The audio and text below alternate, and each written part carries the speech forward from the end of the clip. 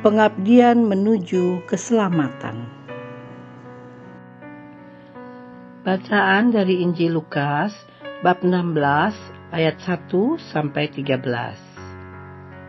Dan Yesus berkata kepada murid-muridnya, ada seorang kaya yang mempunyai seorang bendahara. Kepadanya disampaikan tuduhan bahwa bendahara itu menghamburkan miliknya. Lalu ia memanggil bendahara itu dan berkata kepadanya, apakah yang kudengar tentang engkau?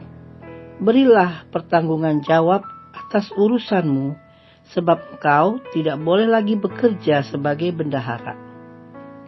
Kata bendahara itu di dalam hatinya, apakah yang harus aku perbuat? Tuanku memecat aku dari jabatanku sebagai bendahara. Mencangkul aku tidak dapat, mengemis aku malu. Aku tahu apa yang akan aku perbuat, supaya apabila aku dipecat dari jabatanku sebagai bendahara, ada orang yang akan menampung aku di rumah mereka. Lalu ia memanggil seorang demi seorang yang berhutang kepada tuannya.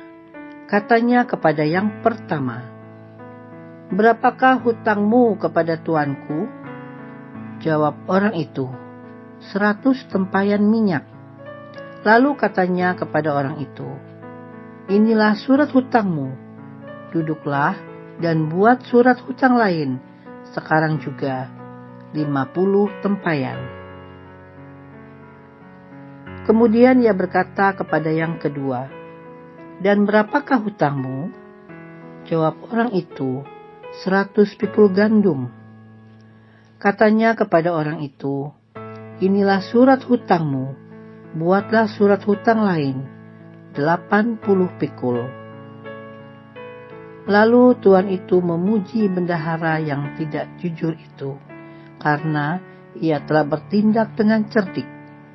Sebab anak-anak dunia ini lebih cerdik terhadap sesamanya daripada anak-anak terang.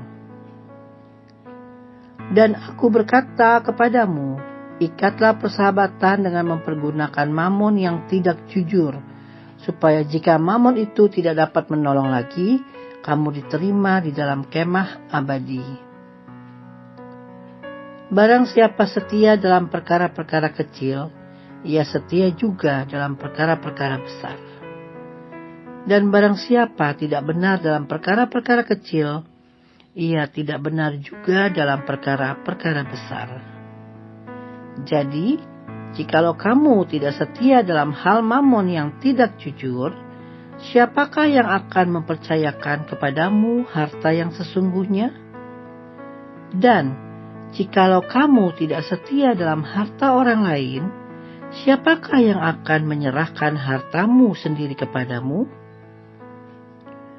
Seorang hamba tidak dapat mengabdi kepada dua tuan. Jika demikian, ia akan membenci yang seorang dan mengasihi yang lain. Atau ia akan setia kepada yang seorang dan tidak mengindahkan yang lain. Kamu tidak dapat mengabdi kepada Allah dan kepada mamon. Demikianlah sabda Tuhan. Menjadi seorang perangkai bunga awalnya bukan cita-cita saya. Dengan berjalannya waktu, Tuhan membawa saya menjadi pelayannya yang berhubungan dengan dekorasi bunga. Keterampilan ini saya dapatkan dari kursus, latihan praktis. Akhirnya saya menjalani bisnis bunga. Saya mendapat tawaran dari seorang umat untuk melayani di gereja menjadi perangkai bunga altar. Saya menyetujui dan masuk dalam kelompok perangkai bunga di gereja tempat saya melayani. Anggota tim dekorasi sangat sedikit dan cukup menyita waktu saya. Waktu untuk mencari rezeki duniawi menjadi semakin sedikit dan penghasilan menurun. Yang saya heran, walaupun waktu kerja duniawi saya lebih sedikit dibandingkan dengan waktu pelayanan, sampai hari ini saya bersyukur masih dapat menikmati kehidupan dan penghasilan yang Tuhan gantikan dengan cara lain. Saat ini saya percaya jika saya mengikuti Tuhan dengan tidak setengah-setengah, Dia akan memberikan kehidupan untuk saya. Bahkan diberikan keselamatan dari Tuhan. Injil Lukas bab 16 ayat 13. Yesus berkata, "Kamu tidak dapat mengabdi kepada Allah dan kepada Mamon." Mamon kerap diartikan seperti dewa kekayaan.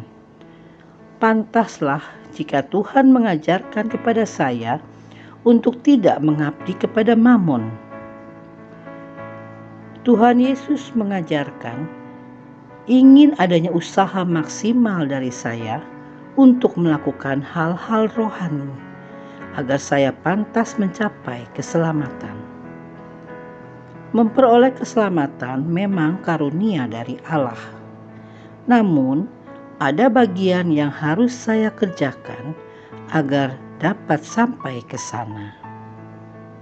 Sejumlah orang mungkin berpikir karya pewartaan adalah kegiatan yang dilakukan di saat ada waktu, tidak perlu usaha lebih banyak, dan tidak perlu diistimewakan.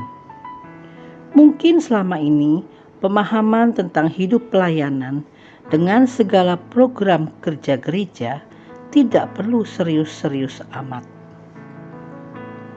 Segala sesuatu yang berhubungan dengan iman dilakukan sekedarnya saja, tidak perlu repot-repot. Sikap ini membuat hal-hal rohani seperti kalah pamor jika dibandingkan dengan hal-hal duniawi. Padahal bukankah sudah sepantasnya kita juga melakukan yang terbaik untuk mencapai kesuksesan kekal untuk selama-lamanya? Sudah saatnya kita arahkan hati dan pikiran kita kepada tujuan hidup yang sesungguhnya, yaitu memperoleh kebahagiaan kekal di surga. Allah Bapa yang Maha Baik, terima kasih atas berkat dan rahmat-Mu yang telah memberikan kesempatan kepada kami menjadi pelayan-Mu. Mampukan kami untuk terus bertahan dalam terang sabda Tuhan. Demi Kristus Tuhan, pengantara kami. Amin.